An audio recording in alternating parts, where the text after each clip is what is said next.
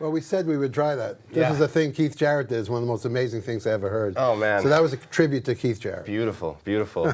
Hey, everyone. Welcome to a special piano slash Guitareo slash Drumeo lesson with Kenny Werner here.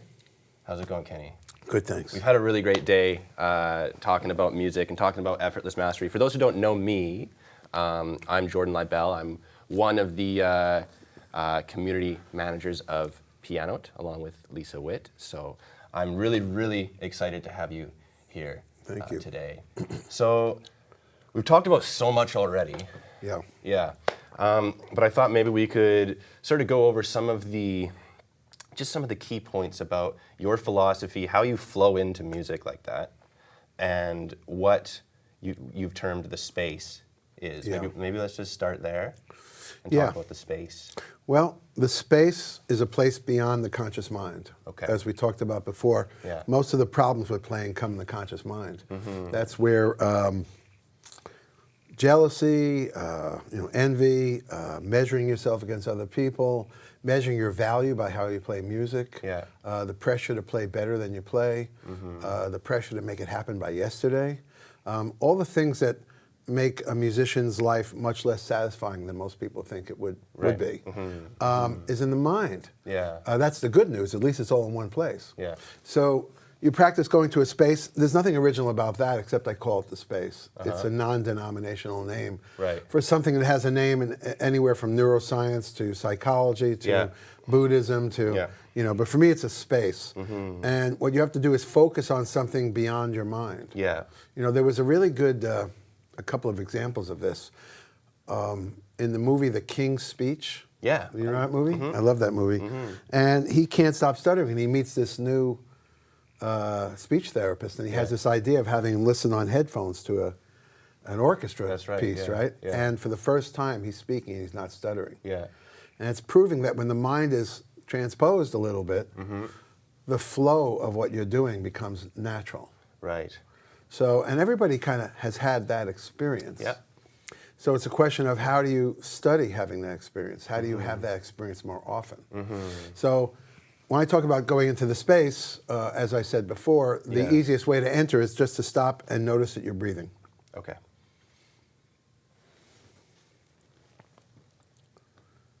And you're not even expanding your breath, and you're not doing anything profound.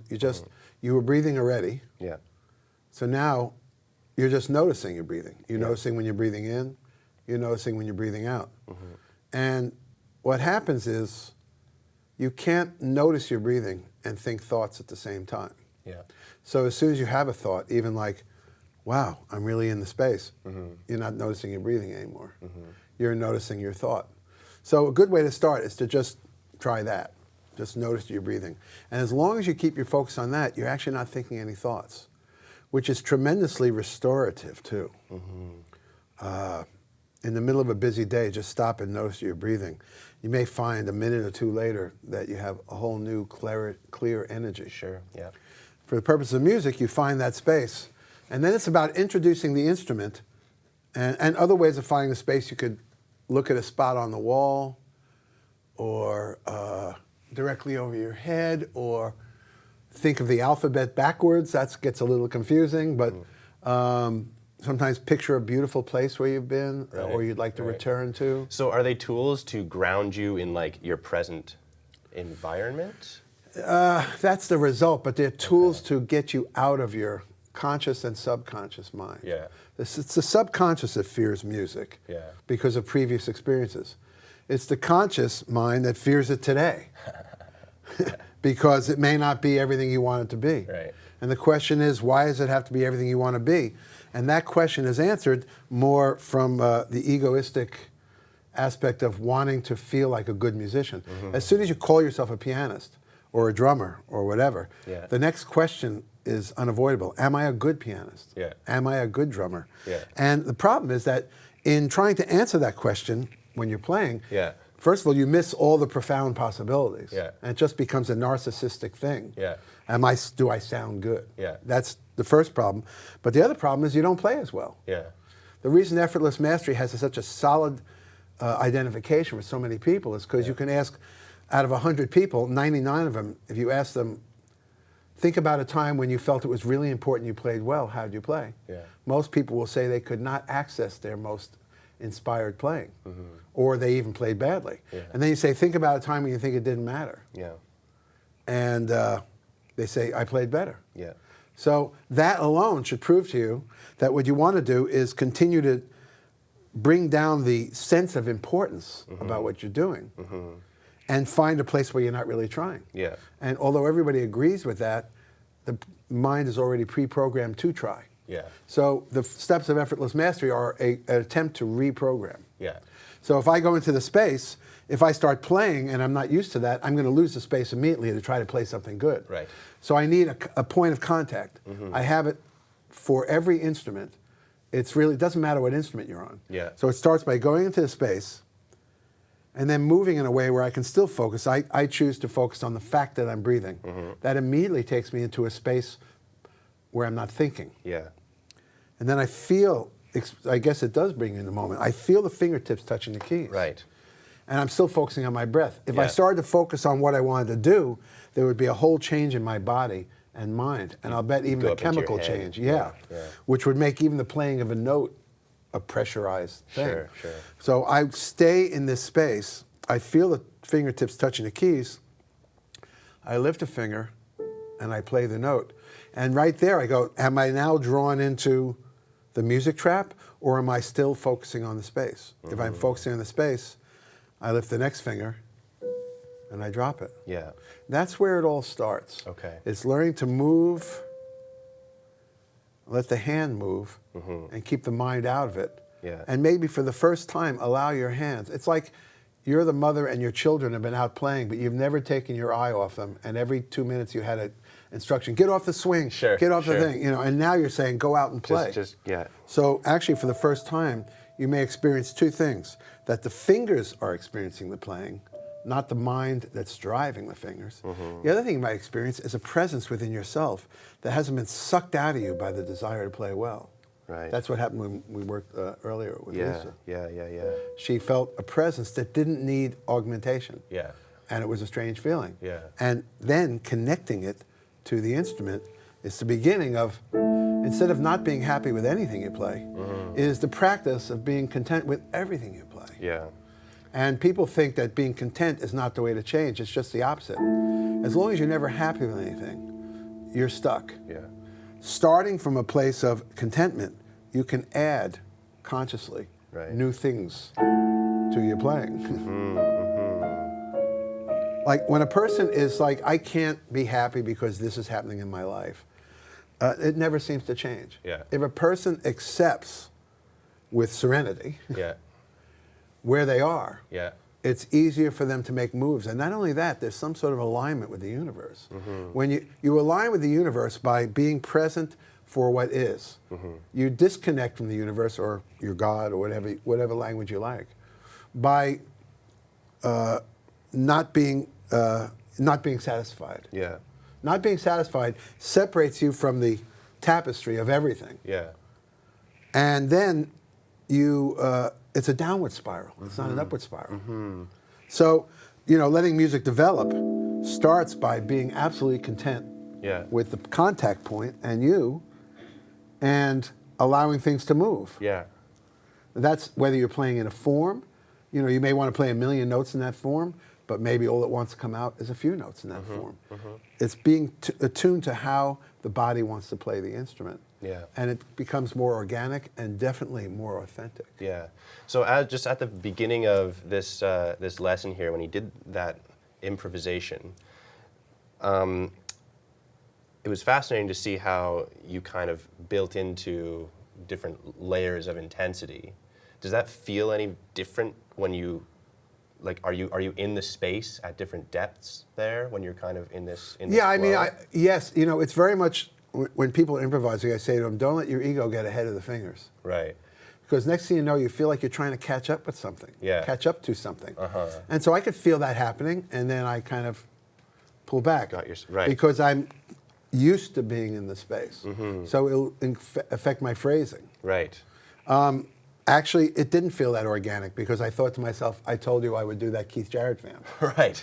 And when I did it, I actually didn't feel like doing it. Oh, you got Which was weird. interesting. So Yeah. I violated the thing myself. Okay. But then I accepted that I'm violating the thing. Yeah. There's always a reason to be discontent. You can even get into this new age headspace where like, oh, I'm not in the space. Yeah. And now you're fighting with that. Right. So the game is whatever your mind's telling you, go, Yeah. thank you for that. I'm not in the space. Thank Yeah. you for that. Sure. I'm not inspired now. Thank Yeah. you for that. Well, throughout this entire day, because we've been talking about this stuff, and we've been talking about the application not only for piano, but for guitar, for drums, and even just for life, like we've been talking about. And this kind of like running thought in my head has been learning to try to not try, basically. And you Right. can kind of get That's stuck where you in that. get, that's the tricky part. That's Yeah. the spider web right there. Well, that's why you need a point of contact. And that's why the first step is the first step. Okay. Yeah.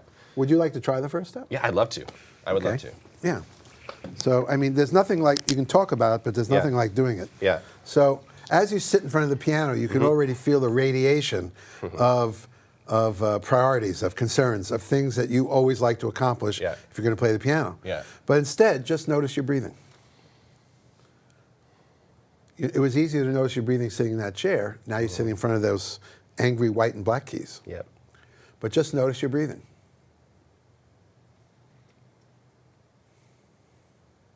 Nothing more. Don't attach any importance to it. Just notice something that was happening already. Like I said this morning, if it was traffic outside, it was happening, I would say, now just notice the traffic for a while.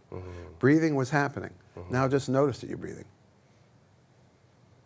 Now while you're doing that, you have to use a little bit of imagination. Let the right arm float by itself, not even to the keyboard. Now stay focusing on your breathing and forget your arm. In fact, focus on your left shoulder. As you focus on your left shoulder, your right arm disappears from your awareness. Now feel it drift over to the keys and just feel the fingertips touching the keys. Right. Now, forget that. Go back to your breathing. Well, I was going to say you could stay there. Oh, you want me? Okay. I got it. So notice your breathing. All right, just stay there. Now go back to your breathing. Forget your hand is there. Now lift a finger. Play a note. Now go back to your breathing. Now that was more fulfilling than a lot of things, right? When you're connected, one note is good. And when you're coming out of your mind, 1,000 is not enough. Yeah, yeah. Okay, lift the next finger. Now, see, now you want to get excited about it. Yeah. Drop your hand. Right. You're literally training the mind, you're taming the mind to stay out of this connection. So is it taming the mind to not, because as a player, when I hit a note, my first instinct is to make a melody out of that. Right. Is to think what comes next. Right. And so it's almost like rather than staying present on a single note, I've already kind of mentally moved on to the next one. Right, that's why it lacks conviction. Right. Okay. Because you're trying to make something happen. So drop your hand. First of all, you're not making music, you're doing this exercise. Okay. And it's important not to connect it to anything else. Yeah. Later on, if you want to play, just forget you ever did this. But when you're doing this, what you're doing is becoming one with the instrument, one Yeah. with the sound. Yeah. You're allowing the body to experience the instrument, and you're keeping the mind out of it. Yeah. That has its impact on your playing. Yeah. It's not linear like, oh, now how do I do that and make a melody? You don't. But eventually, you may find a melody making itself while you watch. Right. The exercise has a progressive value. It's not like I introduced it to you today. Okay, now I got that. What's next? Yeah. It's like it's the beginning of a process of you dropping your hands on the instrument Yeah. without expectations Yeah, yeah. and getting comfortable with that. Yeah. And that starts to bleed into your playing Yeah.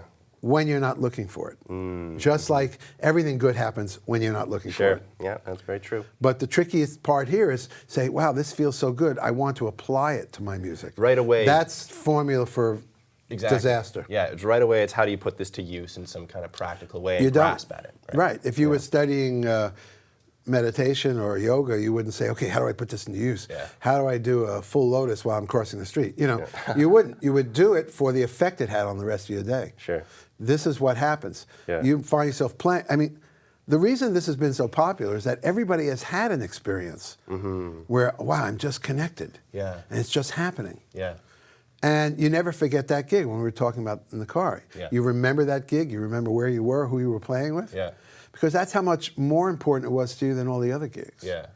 So practicing the steps of effortless mastery is the process of having that experience more often, Yeah. more dependably, Yeah. and eventually, you know, you practice, you go into the space, you touch the instrument. Yeah. You go into the space, you touch the instrument. You go into the space. Now, after I don't know how long, you may have reprogrammed yourself. So I put my hands on the instrument, I go into the space. Yeah. Yeah. And once you get there, you are part of a guided process, but you're not guiding it anymore. So one thing, I'm going to get you to sit down here again because I wanted to look at how you flow from those. I just want to take an example of that thing about melody. Whoa. Oh, that wasn't very good. Sorry, but I'm tripping on this thing for some reason. Yeah. Is this being used? Okay. See, folks, this is live. Yeah. All right, let me just try to get in here without hanging myself. Okay. Here, how do you make a melody? Yeah. Well, here's my finger, right? Here's another one. If I say, wherever the hand goes, yes, yes. Like in the second step, you make sounds and you actually guide a little bit of thinking. You think, that's the most beautiful sound I've ever heard. Yeah. The equivalent of enlightenment in music is that every sound you make is the most beautiful sound you've ever heard. Yeah. So a melody, you only have trouble melody because you're fighting through your own judgment to try to make a melody. Yeah. But it's so easy to make a melody when you receive every sound that comes. Yeah.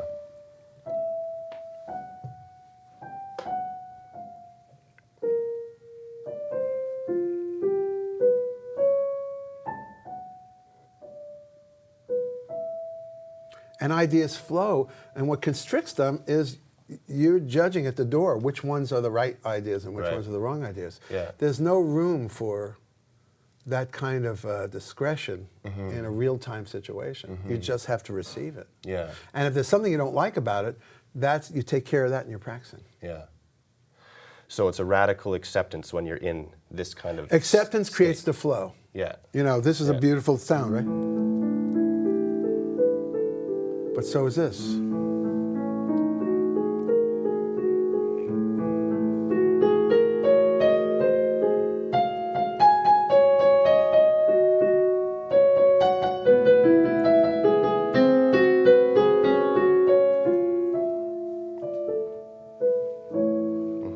And that was an accident.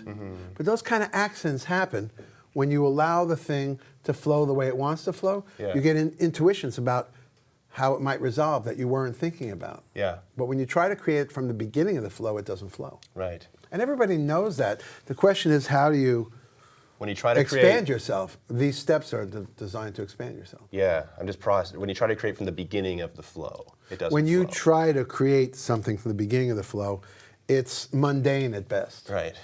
Yeah. And when you follow the flow, it's quite profound. You then get caught up. To in me, it. that's the actual excitement of music. Yeah. Is watch and jazz musicians, you see that they're willing to move. Now, of course, they've moved in those places before. There's no such thing as playing differently every time you play. Sure. That's a myth. Yeah.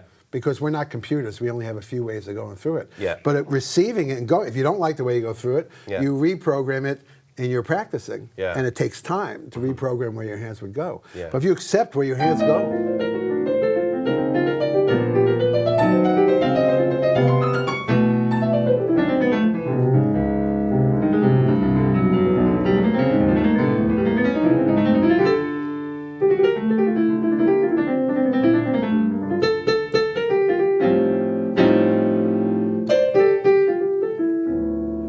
that stuff, look, I don't, you know. Now, it's not magic because what you haven't practiced won't be played. Right. But when you think about it, it doesn't happen anyway. You try to play things that you haven't practiced, Yeah. and it just sounds sloppy Yeah. and out of control. Yeah. This way, the hands go where they want to go, Yeah. and you have to allow them to go by receiving it. Yeah. So receiving one sound, or, you know, what is a melody? There's a melody. You want it to be more inside melody, more marketable, then you just keep it a little more diatonic. Right.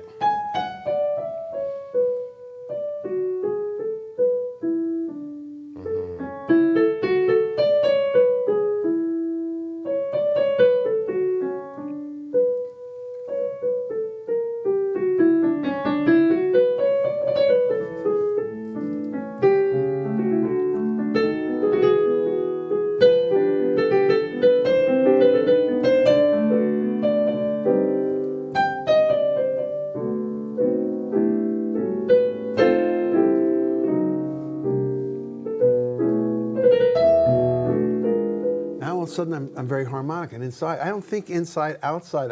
Right. I put my hands down and they take me on And a they just journey. kind of- yeah. And a lot of times it's contrast. Like I'm one of those guys when I go to a Chinese restaurant, I order sweet and sour. Yeah. You know, and I was saying before, I like salt, then I like sugar, then I Yeah. like salt. Yeah. Yeah, I like inside, outside, Sure, inside. sure. I like the tension and release. Yeah. But I'm on the toboggan. I'm not driving it. Right. Right. Yeah. And what comes out is what I prepared in my practicing. I mean, it's no accident I can play on tunes. Yeah. It's just going to flow more if I allow my hands to do it. Yeah. So you prepare these like pieces, and then they flow together in whatever way they flow together when you're in this. Well, you prepare a language. I prepare a language, language. okay. Yeah, it could be the language, a rhythmic language, Yeah. a time signature, or a certain rhythm. The idea is whatever I practice, you know, this is how they work together.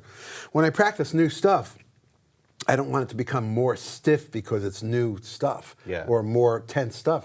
It doesn't matter how complex the music is. Yeah. I'm not ready to perform it until it plays itself.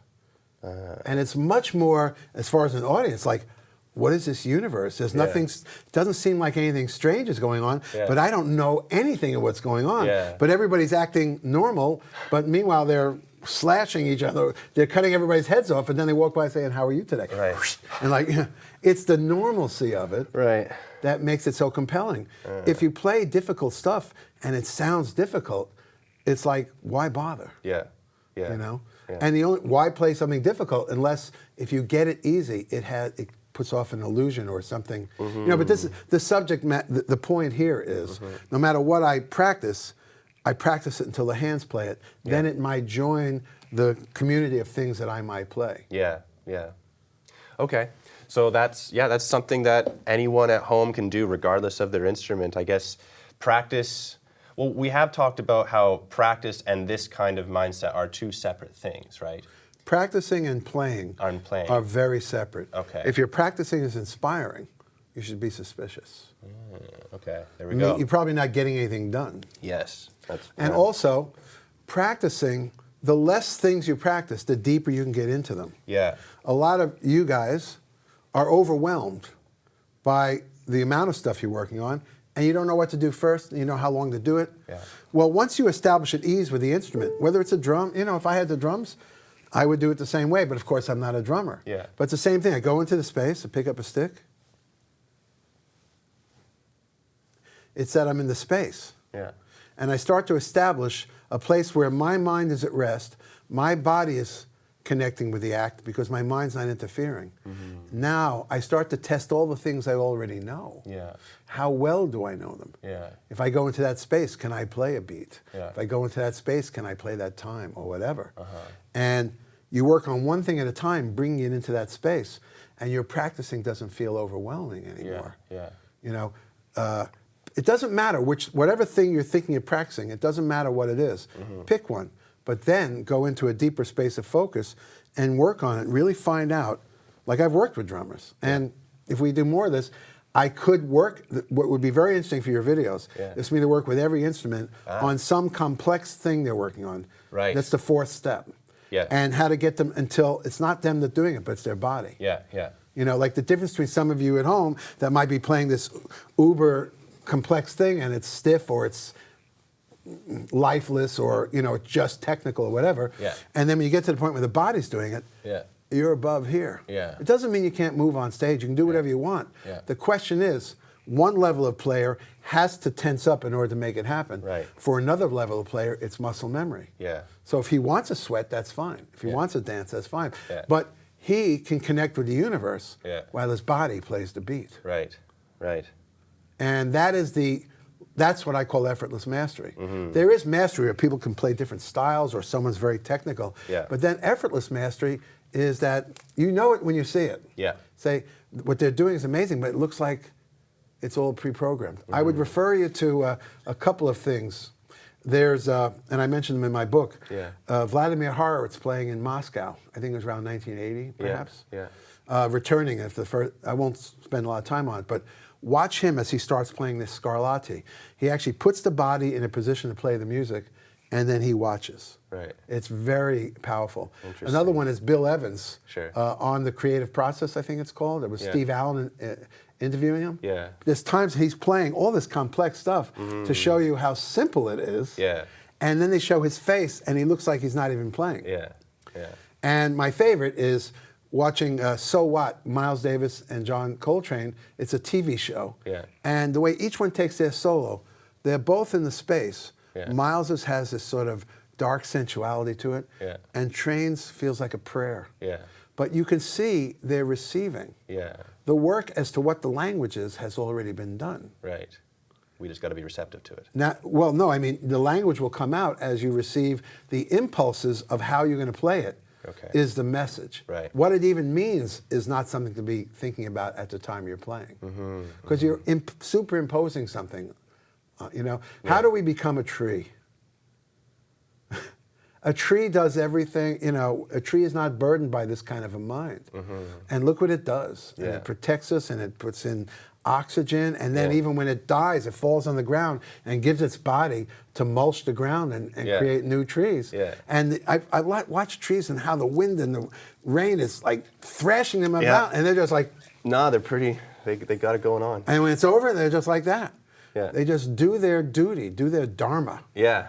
You know, and we can't do our dharma because our minds are always interfering. Right. So the most natural way to play is this instrument. You know, I am finally working on another book. Yeah. And after 20 years, and it's called Effortless Mastery 2, but becoming the instrument. Becoming the instrument. There's one thing much higher than being a player, Yeah. and that's being the instrument. Because once you're the instrument, it just happens. Now, you can take that wherever you want. You can be, and many players you see, they are the instrument. Yeah. Maybe they have a sense of humor, maybe they're thinking about dinner later, Yeah. maybe they're looking at someone in the audience Yeah. and thinking about what might happen later.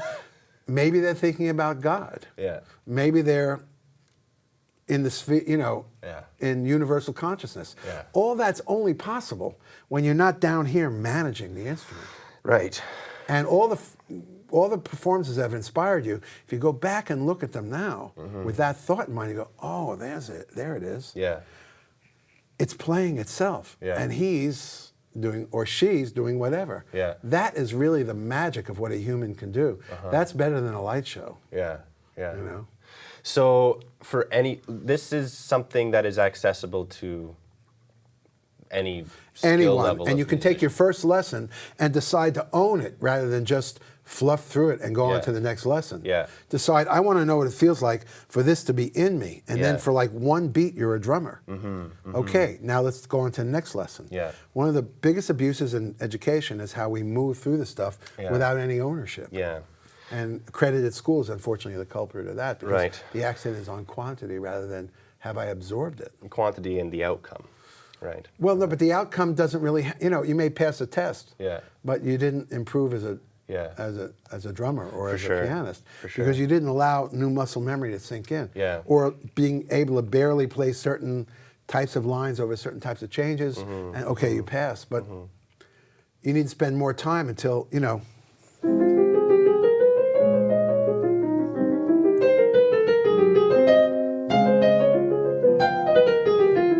This is just language.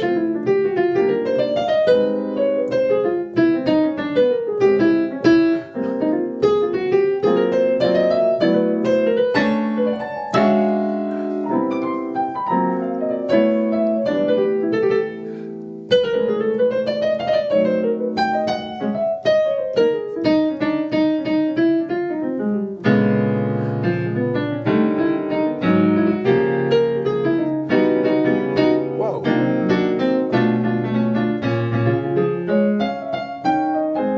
That's just language and muscle memory. Yeah. That was kind of art because I was kind of having fun with it. Yeah, yeah. And I was enjoying the bounce, like dribbling a ball. I was enjoying the bounce. Sure. But you can't just enjoy it unless you've inputted that information. And that's why there's such a difference between practicing and playing. Yeah.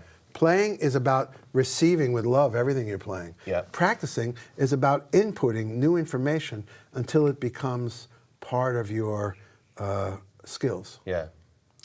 Are you ever surprised by your own playing? Rarely. That could be an argument against the whole thing.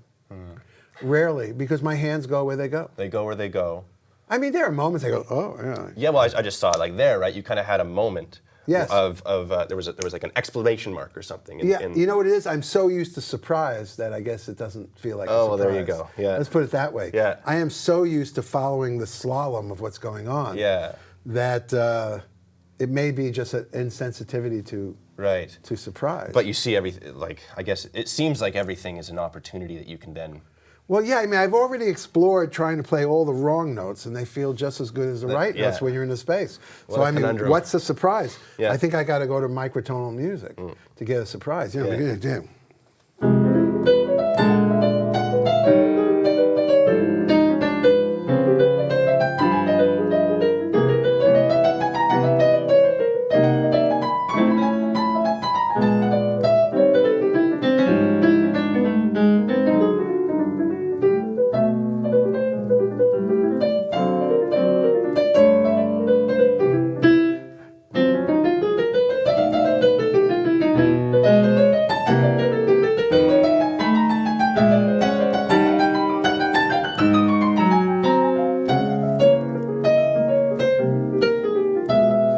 Like whenever I've gone in those gruff places, I like coming out of it almost like the end of a TV show in 1955. Right.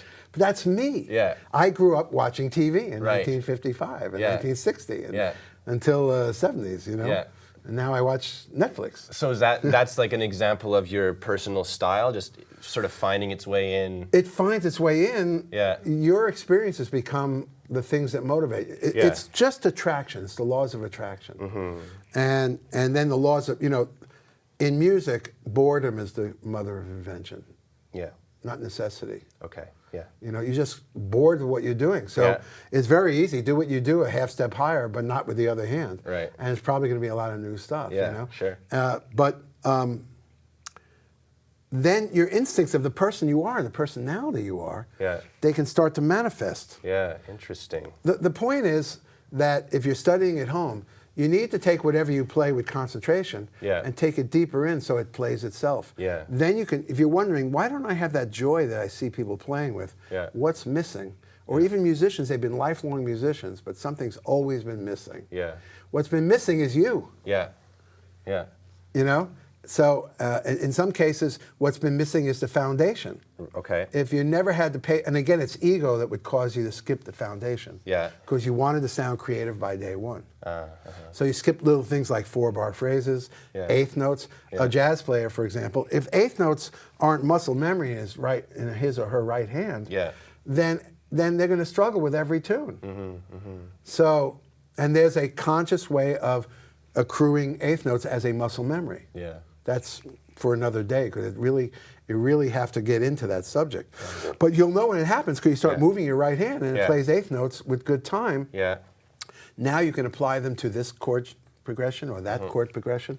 But when this stuff gets out of whack or you skip it completely, all there is a lot of scuffling to try to play. And that's what most people, amateurs and professional, often that's what their experience is. And so what this brings, this idea of rather than allowing the mind to control everything and taking me quickly overwhelmed by everything, it puts me in a space of absolute clarity. And what agrees with that space gets in. What agrees with that space. Yeah, if I'm practicing something, if I'm practicing 8 bars and it takes me out of the space, I try practicing 4 bars. Okay. I'm a little more in the space. I'm practicing 2 bars, I'm a little more in the space. I may practice this bar and I'm really in the space. That will change your playing. 5 pages of skimming won't change your playing. Yeah, of course. So this is one of the things. And one of the things I also urge everybody is after each repetition, take your hands off the instrument. This is one of the most powerful things I found. You do something,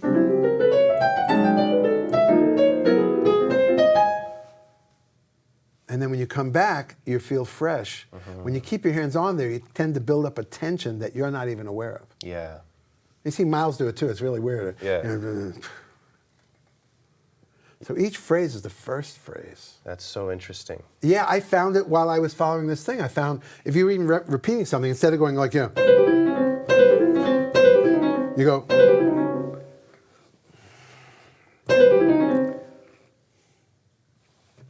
And you detach. Yeah. Detachment is an ancient spiritual principle of Hinduism, the Vedas, Kashmir Shaivism, Buddhism, and before that. Yeah.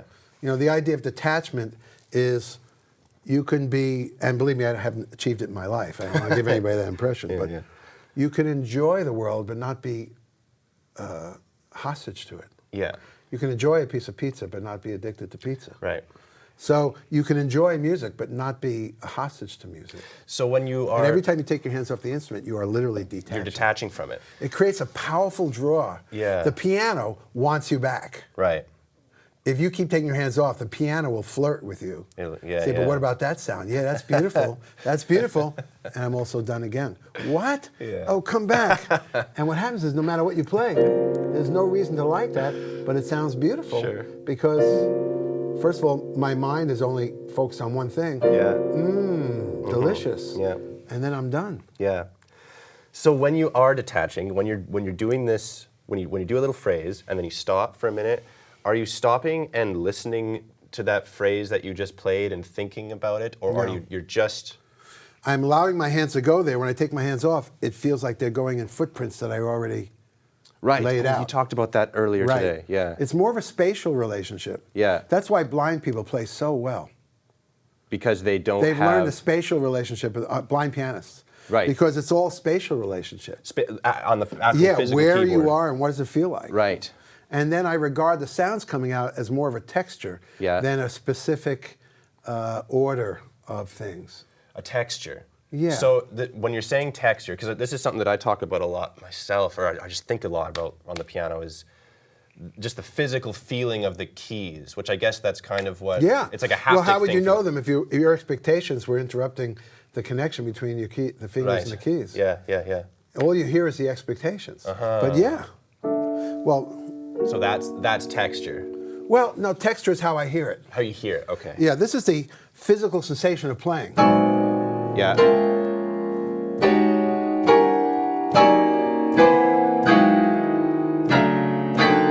I have started a Christmas album, but I hadn't finished it yet. Yeah. I'm going to do the entire Christmas album with both elbows. Nice. So it's like this. Yeah.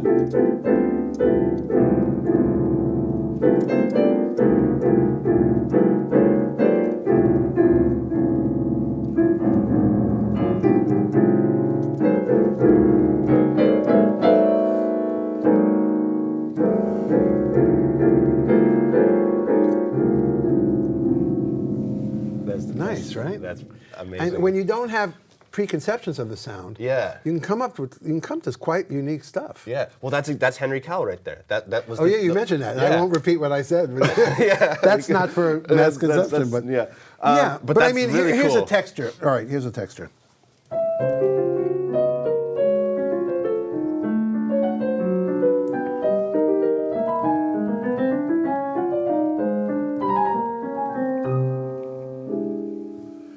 I wasn't specifically controlling what was happening.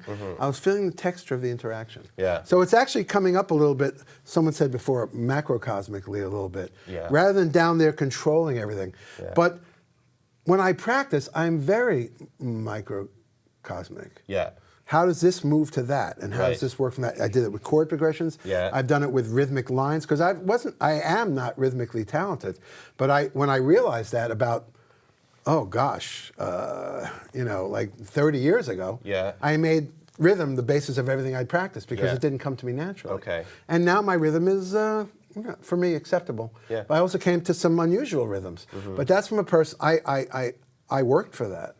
Everything I did, I put into a rhythm. Yeah, interesting. And because I find that if rhythm is part of your muscle memory, that's freedom. Doesn't really matter what the notes are. Yeah.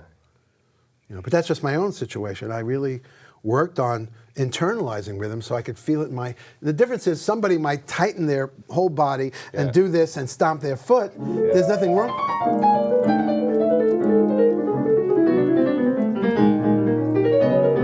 I mean, I'm really doing it, but see, it's not coming out badly because the difference between that and a person for whom the rhythm is in their hands, that's a superior product. So it takes a while to put things in your hands, longer than just, if you could get to the point where you're playing an example right, to me, you're only halfway across the ocean, halfway across the river. The other half is you get to the point where it's inputted into the part of the body that's playing. Yes. And now it's a muscle memory. So it starts off kind of like just going to the very beginning of your effortless mastery, 4-step system. You guys need to check out the book, by the way, Effortless Mastery. It starts with going into the space and playing simple single notes. As a single, just like treating it as just a physical action. Well, staying out of the mind. And as soon as the mind starts to analyze, appreciate, get excited, whatever, try to make it happen, you're training the mind to stay out of it, which has had some really far out results. Just that exercise, people will call me in the middle of the night and say, man, the piano, the trumpet played itself or whatever. I say, okay, great. Do the first step tomorrow morning. Don't get excited about what you played. Right. Because psychology plays such a part in this. What happens the night after a great gig? You feel like $1 million. No, but what happens the next gig? You feel you're anxious. That's usually when you have a terrible gig. Because you're expecting the great gig from the other night. Instead of realizing what got you there was detaching the brain and going into that space, and now you think you're expecting a result, and of course that's the day it doesn't happen. Right. That's sort of the psychology of it. A good example of that is shooting darts. Okay. Now you don't have to be a professional, but everybody has that moment where a split second before they know everything's right, Oh, the sure. arm is right, and when they let it go, they know it's going in there. Yeah, absolutely. Right? Now, where does the next dart go? Like at the base of the wall. Yeah. Your attempt to recreate that creates an inhibited action, which it never works. So I'm studying in a place where I want to have those moments more and more. So the first step is individual notes. The second step is moving around the instrument. Now I'm letting my fingers make choices, but it's my fingers that are making the choices. It's almost like, and I like to use the analogy of a Ouija board. Whenever somebody puts their hand on a Ouija board, they're convinced that some other force is moving it. And so with that mindset, indeed, some other force is moving it. I don't know what it is, but it's not their conscious mind. Right. Unless someone says, should he come home with me? Should she come home with me? And then tries to move their hand towards the yes. I can understand that. But otherwise, you're really following, seeing where it's going, right? So that's what's happening. In fact, I'm using all my conscious facilities to talk to you right now. So right now, my hands are just going kind of where they want to go. This is the second step. Choices are being made, but they're being made by the spatial instincts. The instincts towards spatiality of my hands. Now, immediately you get excited about that music because whatever music comes out without us intellectually controlling immediately gets us excited. And if that happens, drop your hands. Right, Huge amount of discipline required in this sort of thing. Now the third, but you learn it in the first step, you expand it in the second step, now you apply it to something you know. Okay. Now I know, I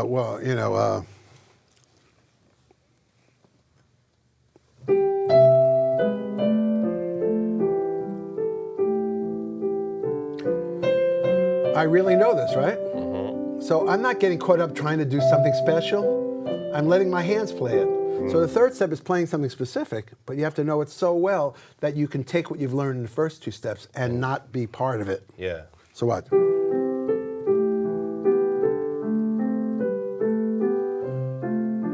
At this level, you can sink deep into the things you know. It's very interesting. If you want to see how the mind gets in your way, pick something like this. And see how long you can do this without expectations. How long is it before your mind's going, okay, where should I go?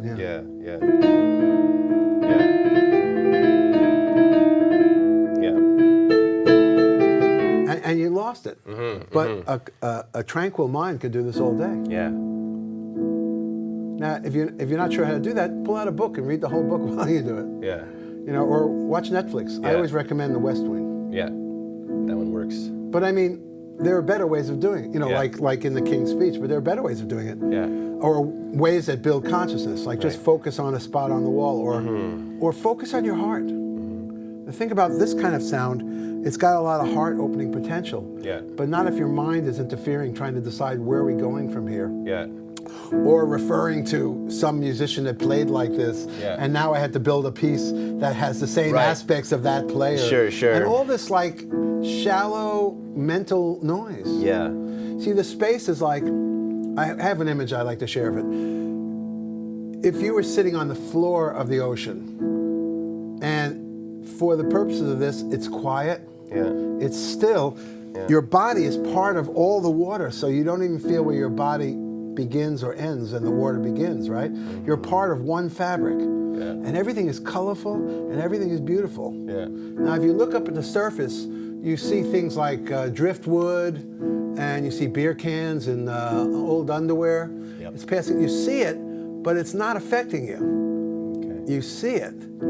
So the floor of the ocean is the space, and the driftwood and underwear is your thoughts. Yeah. Now, this is not original. Can be found in Buddhism and Jainism and communism. It can be found in anything, any ism, you know. Yeah. It can even be found in Christian mysticism. Sure. Yeah. It can be found in the Kabbalah. Yeah. What I have done accidentally, and it is really accidentally because I had no intention of doing it, Yeah. I've correlated it directly to the consciousness of playing an instrument Yeah. and how that plays out in an instrument. Yeah. So using that thousands of year old concept, Yeah. if I surrender to this sound, I start to disappear. And all there is the small movement of the hands going down and this sound that's replacing the flesh.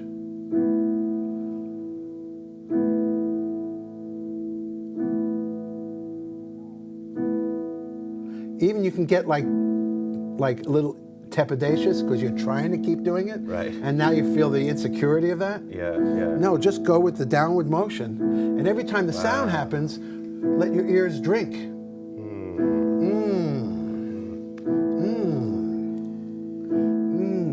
This is the inner joy that escapes most musicians and amateur musicians, which is why they do it, but they still have this sneaking feeling that something is missing. And the thing that's missing is you. Become part of it by not trying to dominate all of it.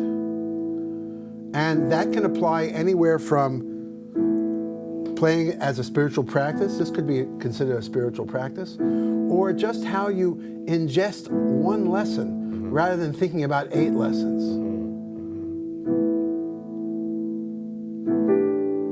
And when you do something, there are some musicians that are like this. The slightest move, I know when I'd be listening to Wayne Shorter or Joe Zawinul, and I noticed that the slightest shift felt like the earth changed its axis.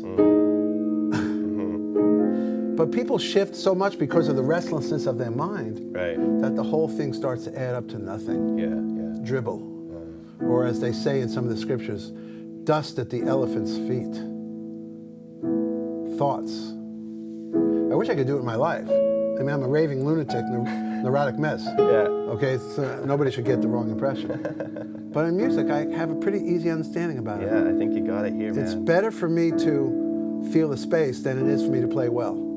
That's a very mature decision. Because it starts to get, why do we play? Most people, it's for some form of narcissism. Yeah. It's somehow we attach our value of what we are as humans to how we play, which is a sin, by the way. If there is such a thing as sin, attaching your value as a human, you know, in the Kashmir Shaivism or Hindu or whatever, I don't even know what title to put it, they think, of course, reincarnation, that a human birth is the result of numerous incarnations and great, great merit to have attained a human birth. So to me, to value that human birth by something as insignificant as how you play a musical instrument is a sin. Yeah. You dig? I certainly do.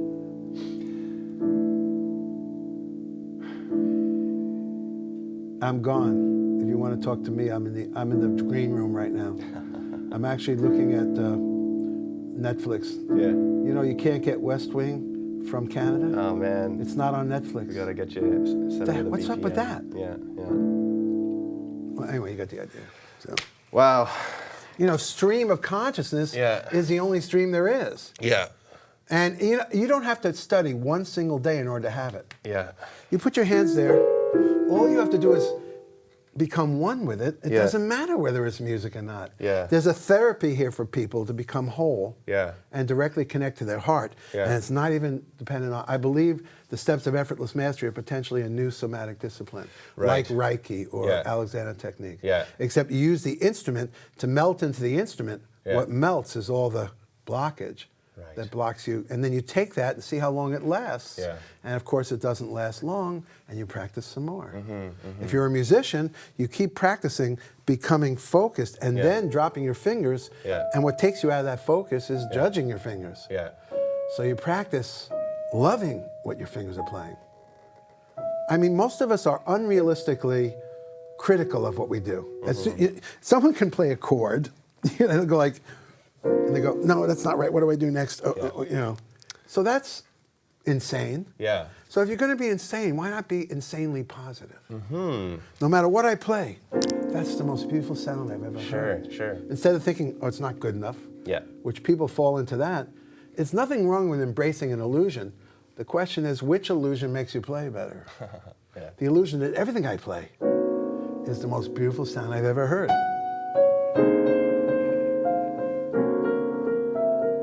See, that was an accident. But accidents happen all over the place when you're not afraid to move. Brilliant. Man, Kenny, this has been a really incredible day spent. Well, I'm sorry, we've been doing this all day, so if I've been a little talkative, folks, All forgive me. good. You should have caught me in the morning. It was really cool. Okay, so before we wrap Too it much up, coffee. because we do have to wrap this, unfortunately, how does everyone online find out more about this book? We got Effortless Mastery. Effortless Mastery you can get in Amazon or anything. Yeah, and there's a 20th edition you were just talking Yeah, about. they're out of them now. Oh, okay, It's so now, that's it's now the 21st year. So 21st year now, Yeah. so we're in the future. I have a YouTube channel. You got okay. So how do we find that? Also on my Just name, Kenny YouTube Werner? channel. I don't Okay. even know how you find a YouTube Okay, channel, just- but I have one. Yeah, we'll link you. And a lot of my lessons are there. Yeah. Also on May 11th, I did a Google Talk in March, and it will be unveiled on the Google channel. Right. May 11th. Okay, that's just and a I don't couple know days when away. this will. Yeah. Also, I have obviously a Facebook page. Yeah. And a Patreon site. Patreon, nice. And there's a lot of ways to hook up with and my the lessons. Institute, right? The Effortless Mastery Institute, Yeah. I'm the artistic director of at Berkeley. Yeah. And what I'm trying to do is take this into a new paradigm for music education Yeah. and possibly affect education. Right, yeah. Well, I think you're onto something, I really do.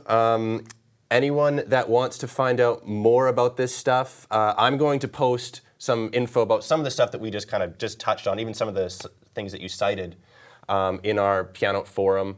If anyone's got more questions, you can email me, jordan@piano.com. Kenny, it's been a Jordan is with a U?